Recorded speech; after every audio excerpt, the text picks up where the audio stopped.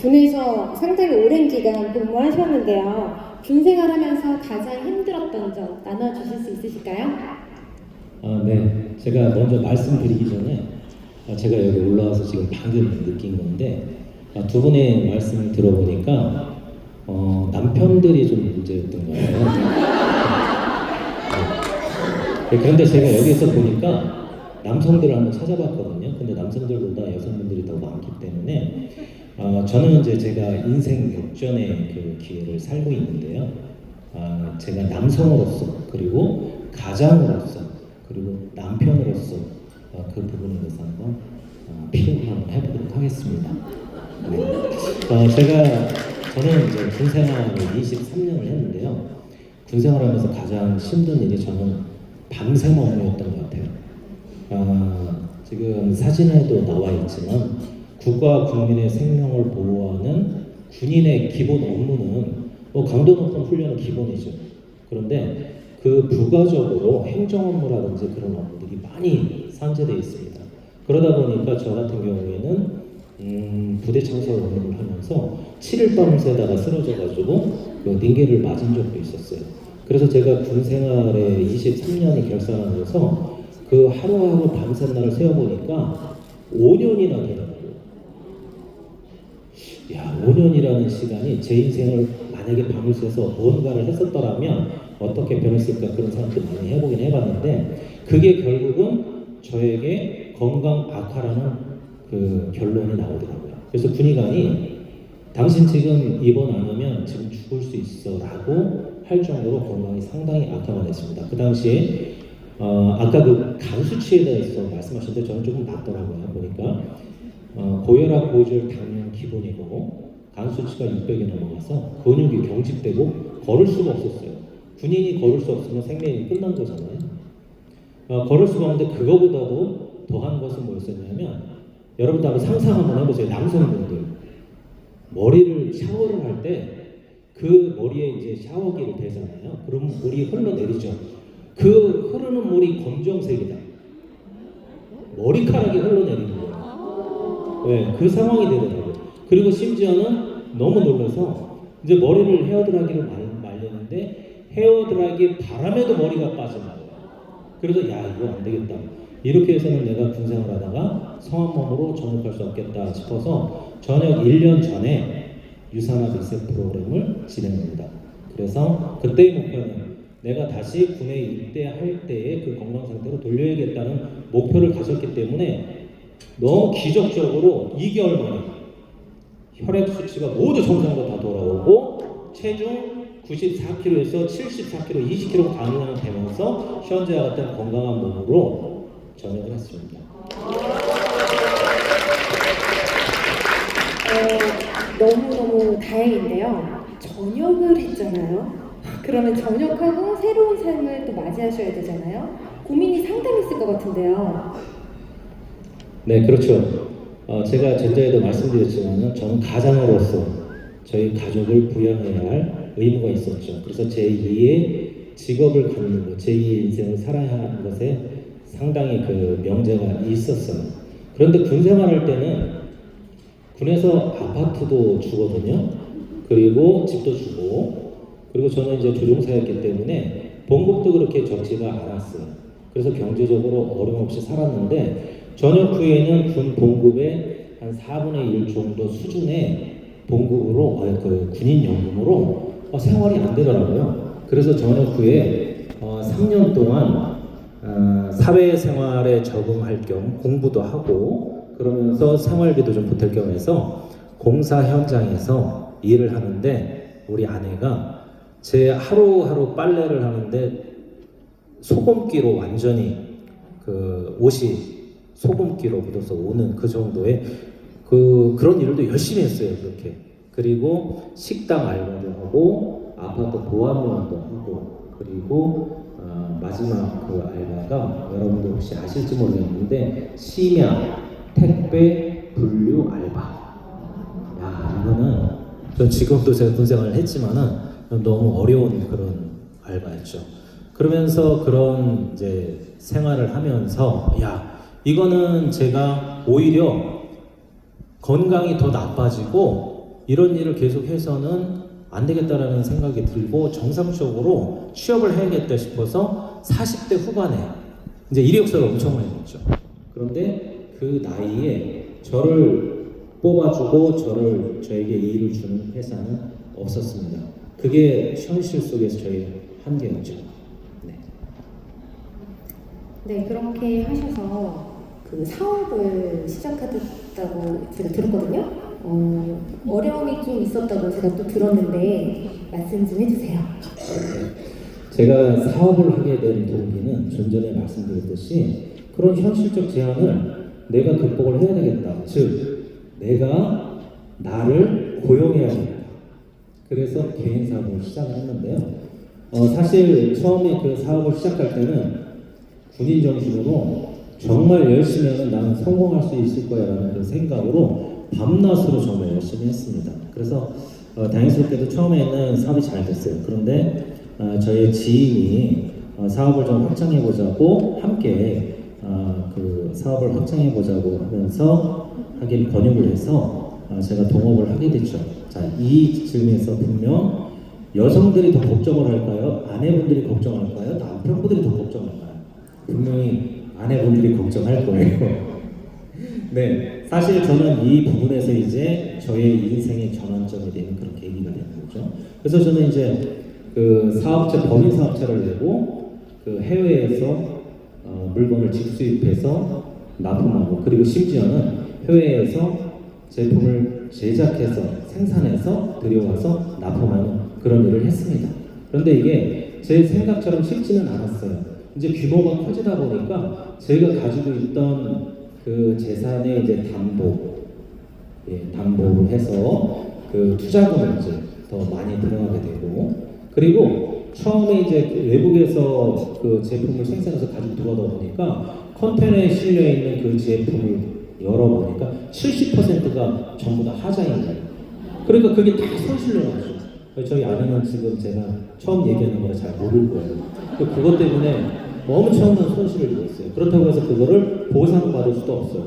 그러니까 이제 제가 결국은 그 공장으로 출장을 가게 되는 그런 상황까지 오요. 그러면서 비용은 더 들어가는 거죠.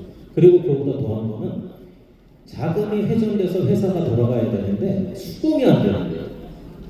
그래서 저는 이거 이상하다 생각했는데 알고 보니까 그 동업자가 회사 돈을 유용하고 횡령하고 있었던 거예요.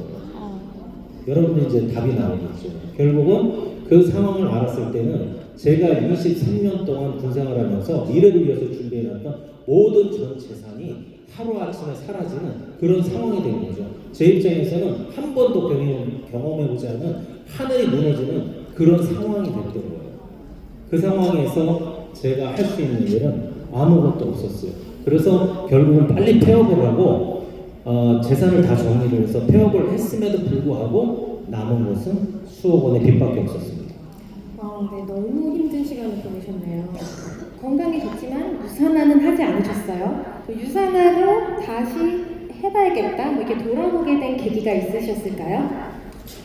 그렇죠. 제가 전에 말씀드렸듯이 저는 이제 제가 건강이 안 좋았을 때 유산화를 만나서 그 제품력을 경험했기 때문에 사실 6년 동안 지속적으로 그 제품을 섭취는 하고 있었어요. 그런데 사업적으로는 생각을 하지 않았죠.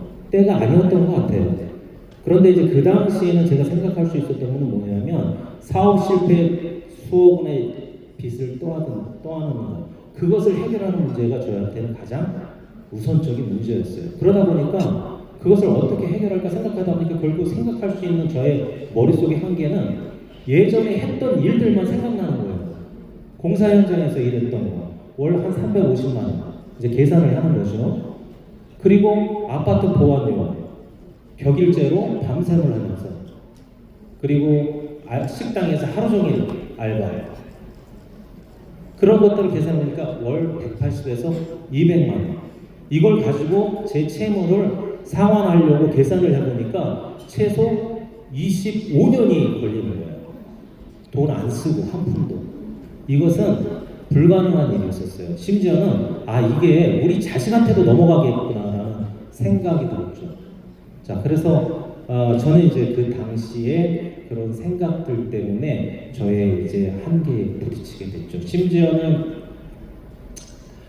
군생활을 할 때도 그런 것들이 있어요. 여러분들도 혹시 아실지 모르겠지만은 그 진급할 때 거기에 그 계급별 그리고 출신별 정원이 있어요. 이 정원 때문에 서로 극심한 경쟁 속에서 진급이 되지 않으면 전역을 해야 되는 그런 상황도 되게 되죠. 그래서 제가 이제 전역을 하게 돼서 결국 현실 속에서 제가 할 수 있는 일들이 지금 없었던 거죠. 그래서 고민을 많이 하게 됐죠. 네. 네, 들어보니 사업도 어려워졌고 취업도 어려워졌고 그렇게 수많은 고민 속에서 최은우 사장님이 유산화를 선택하게 되신 거네요. 네, 그렇죠. 제가 유산화를 선택하게 된 것은 여러 가지 그런 제한적인 문제들 그런 것들을 해결할 수 있는 그 방법은 오로지 유산화밖에 없다라고 생각을 했습니다. 왜냐하면 유산화는 아시겠지만 연령, 학력, 그 다음에 경력 모든 것이 제한이 없었어요. 심지어는 저 같은 경우에는 이제 돈이 없기 때문에 어떤 다른 사업을 해도 그 초기 자금이 들어가기 때문에 그 초기 자금 그것도 없었고 그리고 제가 가지고 있는 뭐 기술력도 없었고 그렇기 때문에 유산화만이 제가 할 수 있는 일이라고 생각하고 유산화에 이제 결단하고 정말 거기에 열중하게 되죠. 네, 그러면 그 채무를 갚는 게 수십 년이 걸린다고 하셨는데요. 유산화를 하시면서 채무 상환 능력도 좀 늘어났다고 들었는데 얘기를 좀 더 해주실 수 있으세요? 네, 그렇죠. 제가 사실 이제 그 유산화 비즈니스를 하기 전에 제 아내가 먼저 유산화 비즈니스를 하고 있었는데요. 저한테 이제 그런 이야기를 하는 거예요. 여보, 당신 나가서 200만 원만 좀 벌어봐. 그러는 거예요. 그런데 제가 그 200만 원을 벌려고 하면 또 예전에 했던 그 일들이 생각이 나는 거예요. 또 밤을 새워야 되고 또 노동을 해야 되고 그래서 제가 지금도 가장 싫어하는 것 중에 하나가 밤샘 일을 하는 거예요. 그거는 저의 건강을 잃어본 사람의 트라우마. 그런데 또 아내가 갖는 트라우마는 뭐냐면 그 채무에 대한 트라우마예요. 그래서 이제 제가 그 유산화 비즈니스 하면서 그 아내가 150만 원, 나중에 이제 200만 원을 써 150만 원만 벌어와 라고 얘기했을 때 나 싫어 그랬어요. 왜냐하면 그 의미는 뭐냐면 어디 나가서 그 돈을 더 벌어오라고 하는 거거든요. 근데 150만 원을 벌려고 하면 또 GS마트나 뭐 이런 데 가서 밤샘 일을 해야 돼. 난 그런 일 이제 절대 하고 싶지 않아. 차라리 내가 유산화 비즈니스를 통해서 150만 원을 더 벌어다 줄게 하면서 또 나가서 일을 했던 것 같습니다. 그리고 어떨 때는 이제 나중에 시간이 지나니까 100만 원만 벌어와. 싫어. 100만 원을 벌려면 나 폐지 주셔야 돼. 나 폐지 주는 인생 살고 싶지 않아. 차라리 내가 더 열심히 해서 유산화 비즈니스로 또 그 100만 원을 벌도록 해줄게 라고 하면서 그러다가 나중에는 이제 그런 말을 안 하게 되더라고요. 그게 이제 유산화 수익이 늘어가면서 이제 채무 상환 능력이 됐던 거죠. 실질적으로 제가 유산화 비즈니스를 4년에서 5년 정도 했을 때 제 연금의 유산화 수익이 5배가 됐어요. 23년간 군생활을 통해서 모아놨던 돈이었습니다. 그런데 그것을 4년에서 5년 사이에 능가한 거죠. 네. 네. 어느 순간부터 그렇게 사장님의 일상이 조금씩 바뀐 것 같은데요. 혹시 좀 기억에 남는 순간이 있으실까요? 네. 지금 이 자리에 저는 진짜 너무 감격스러운 자리인데요. 제 신규 리더로 제 아들이 이 자리에 와 있습니다. 제가 우리 아들은 저처럼 너무 내성적이어서 그 성격을 제가 잘 알고 있거든요. 그런데 이제 제가 경제적으로 너무 어려웠을 때 어느 날 이제 우리 아들이 비가 오는 날인데 그 신발이 헤어지고 닳아서 물이 들어오는데 그걸 보고 제가 아들한테 이거 새로 엄마한테 사달라고 해라. 그랬더니 우리 아들이 아빠 괜찮아요. 본드 사주시면 제가 본드로 붙여서 신을게요. 라고 이야기를 하는 거예요. 저는 지금도 그때 일을 생각하면 아빠로서 너무 미안하고 그리고 항상 그 일만 생각해도 눈물이 나는 항상 생각만 해도 눈물이 납니다. 제가 사실 이 자리를 빌어서 우리 아들 아빠 힘들 때 가정이 힘들 때 잘 버텨줘서 너무 고맙고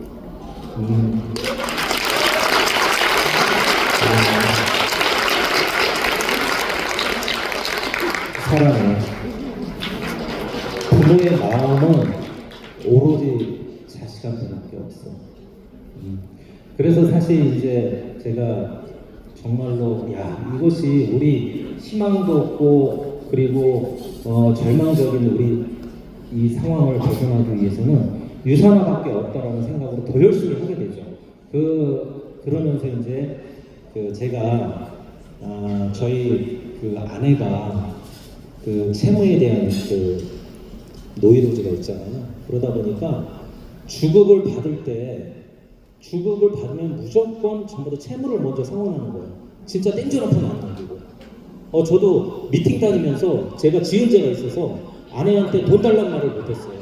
그리고 아내가 그 당시에 그 고등학교 3학년 딸한테 3만 원씩 용돈을 줬는데 그 딸 잘 때 제가 가가지고 깨워서 2,000원, 3,000원 빌려가지고 전철 타고 다녔어요. 그리고 이제 어느 날 그 시간이 더 지나다 보니까 어느 날 아내가 주급에서 한 2, 3만 원 정도 남겨가지고 그 치킨을 사주더라고요. 그래서 자기야 이거 뭐야? 그랬더니 우리 그동안 너무 고생했잖아. 쌀이 없어서 밥도 못 먹을 때도 있었잖아. 아이들 너무 고생했고 그래서 조금 남겨서 이제 아이들 먹고 싶은 거 사 먹는 날이야. 그래서 제가 그날을 특식 먹는 날이죠. 그런데 어느 날 이제 시간이 또 흘러서 아내가 특식 먹는 날을 이야기를 안 하는 거예요. 그러니까 이제 그때는 또 그것을 이제 초월해서 아이들이 먹고 싶은 거 메뉴에 관계없이 언제든지 나가서 외식할 수 있는 그런 상황이 돼서 지금은 그 특식 먹는 날이 아픈 날의 추억이 되었고 어제 제가 오늘 여기 와서 이 발표를 하니까 우리 딸한테 그 이야기를 했어요. 너 옛날에 특식 먹는 날 생각나니? 했더니 딸이 아빠 그때가 그립다. 그래서 제가 그래 고마워 그렇게 생각해줬어 라고 이야기를 했습니다.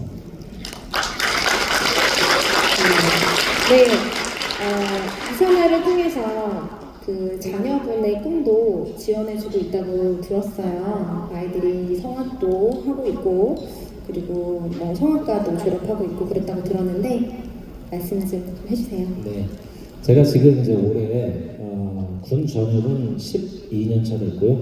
유산화 비즈니스는 이제 8년 차가 됐습니다. 그간에 사실 그 주국으로 딸아이가 성악가가 되고 싶었던 게 꿈이었었는데 그 성악 하면 이제 레슨비가 많이 들어가잖아요. 그 주국으로 레슨비를 잘 주셔서 성악가를 무사히 졸업을 했고 그리고 우리 아들은 잘 성장해서 군 의무 잘 마치고 지금 자기가 원하는 과에 대학에 올해 입학을 했습니다. 그래서 오늘 학교 수업을 마치고 오는 건 좀 늦게 왔습니다. 제가 우리 유산화가 아니었으면 지금 우리 아이들의 현재는 없었을 겁니다. 저는 유산화가 우리 가족의 경제적 회복뿐만 아니라 행복 그리고 건강 꿈을 가져다준 기적 같은 선물이기에 저는 제 인생에 있어서 가장 잘한 선택이 유산화를 선택한 일이라 생각하고 항상 감사한 마음으로 살고 있습니다. 네, 유산화는 단순 돈벌이 수단이 아니라 가정의 경제력도 회복시켜줬고 건강도 챙겨줬고요. 그리고 자녀분의 꿈까지 실현시켜줄 수 있는 정말 삶을 완벽히 변화시켜줄 수 있는 도구가 되었네요. 기적 같네요.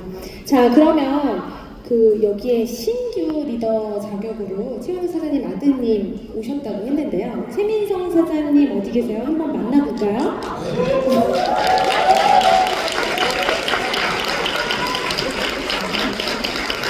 인사 한번 해주세요. 네, 유산화 비즈니스 하는 거 부모님이 하시는 거 오랫동안 지켜보셨잖아요. 근데 이 자리에 지금 처음 오셨단 말이에요. 이 일을 좀 이렇게 해봐야겠다. 뭐 그런 생각 하신 경험이 있으신지 그것도 궁금하고요. 아까 운동화 얘기 있었잖아요. 본드 붙이는 거 그거 기억나시는지 그것도 여쭤보고 싶습니다. 힘든 시절 어렸을 때부터 부모님이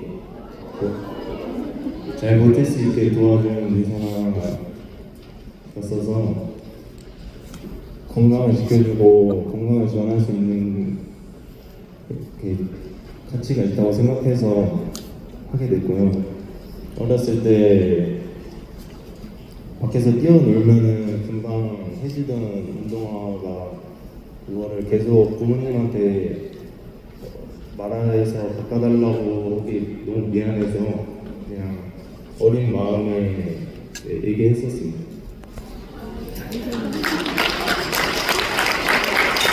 네. 저도 스윗자리 아들이 있는데 이 자리 나중에 같이 함께 하고 싶네요. 네. 그럼 이 자리를 빌어서 아빠한테 하고 싶은 말씀이 있다면 한번 부탁드릴게요. 지금까지 잘 버텨줘서 너무 고맙고 표현을 평소에 잘 안 하는데 늘 사랑합니다.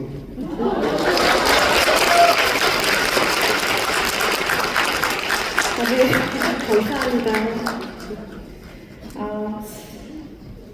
눈물을 많이 훔치시네요. 자녀분이 있으셔서 공감하시나 봐요.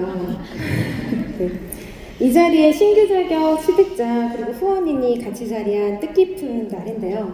마지막으로 여기 참석하신 신규 자격 취득자 분들에게 남기시고 싶은 말씀 있으시면 최현우 사장님부터 좀 해주실 수 있을까요? 네. 저는 세상 모든 사람들이 다 열심히 살고 있다고 생각을 합니다. 저도 그랬고요. 그런데 열심히 사는 것만으로 인생의 모든 것을 해결해 주진 않더라고요. 제가 인생을 살면서 이런저런 일들을 겪으면서 진짜 몸살이지 않고 열심히 하면 반드시 성공할 거라는 그런 생각만으로 사는 것이 정도라고 생각을 했는데 그것보다 더 중요한 게 어떤 일을 선택해서 열심히 하느냐가 더 중요하다는 것을 느꼈습니다. 솔직히 말씀드리면 제가 인생 역전의 삶을 살고 있는데요. 제가 능력이 있어서 그런 삶을 사는 게 아닙니다. 저는 그렇게 생각합니다. 누구나 열심히 하면 성공할 수밖에 없는 든든하고 확실한 도구, 유산화를 선택했기 때문에 제가 인생 역전의 삶을 살고 있다고 생각합니다. 유산화의 성공자는 정원이 없습니다. 누구나 열심히 하면 다 성공할 수 있습니다. 저는 여기에 계신 신규 여러분들께서도 삶을 바꿀 수 있는 최고의 기회, 유산화를 선택하실 수 있으면 좋겠습니다. 서혜영 소장님. 네, 감동적이네요. 네, 저는 이런 말씀을 드리고 싶어요. 여기에 계시는 많은 분들 중에 어떤 분들은 혹시 나는 체험 사례가 없어서 일이 좀 더디게 가지는 않나 이런 생각들을 좀 하시는 분들도 계시잖아요. 저는 사실 영양제 관심 하나도 없었고 체험도 없었던 사람이었는데 저는 단지 이게 더 나은 삶을 위한 도구가 확신했기 때문에 제가 이걸 시작을 했습니다. 어떤 누군가는 제가 가르치는 일을 했기 때문에 저 사람은 말을 잘할 거야, 이렇게 잘할 거야 라고 생각을 하겠지만 저에게도 두렵고 힘들었던 첫 시작이 있었죠. 그런데 모든 시작은 있기에 마련이잖아요. 잘하기 위해서는 반복적인 그런 힘들이 엄청 중요하다라는 걸 제가 이를 통해서 알게 됐고요. 그리고 어려운 일은 사실 아니에요. 우리가 새롭거나 아니면 좀 잘 모르는 일이라 하더라도 내가 하고자 하는 마음으로 계속적으로 두드리고 반복한다면 아마 다 잘하실 수 있을 거라고 생각을 합니다. 저 역시도 마찬가지로 늘 지난번보다 더 나은 삶, 더 앞으로도 더 나은 삶을 위해서 선택했던 도구인 만큼 확신을 가지고 일을 했기 때문에 이런 결과가 나왔던 것 같아요. 아무리 우리가 아무리 반드시 해내야겠다라는 그 마음이 저는 굉장히 중요한 것 같고요. 그 과정 속에 우리가 있다 보면 반드시 결실을 맺게 되는 날도 오게 될 것입니다. 여러분 힘내세요. 네. 마지막으로 김현수 사장님 말씀 부탁드릴게요. 네, 제가 그 현모양처로 살았던 그 시절에는 아이들이 이제 어느 정도 좀 크고 나면 나도 이제 내일 찾아서 한번 해봐야지. 그때 되면 내가 할 수 있는 일이 어디 일자리가 있겠지. 뭐 어떻게 되겠지. 이렇게 당장 급하지 않으니까 그렇게 살았던 것 같거든요. 그런데 막상 그 예상치 못했던 그런 큰 일을 겪고 나니까 나는 이렇게 신앙만 믿고 아무런 준비 없이 그렇게 안주하면서 살았을까. 그게 마치 영원할 것처럼 말이죠.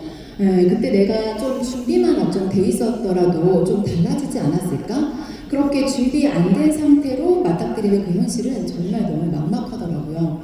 내가 왜 내 인생인데 남편한테 기대고 아이만 바라보고 그렇게 살았을까라는 생각이 들었어요. 세상 일은 참 내 뜻대로만 그렇게 흘러가지 않잖아요. 그래서 지금 이 순간 정말 이 삶이 괜찮더라도 어떤 위기, 언제 그런 위기가 와도 무난히 넘어갈 수 있는 그런 무언가는 꼭 준비가 필요하겠다. 네, 저한테 이상하는 그런 준비였습니다.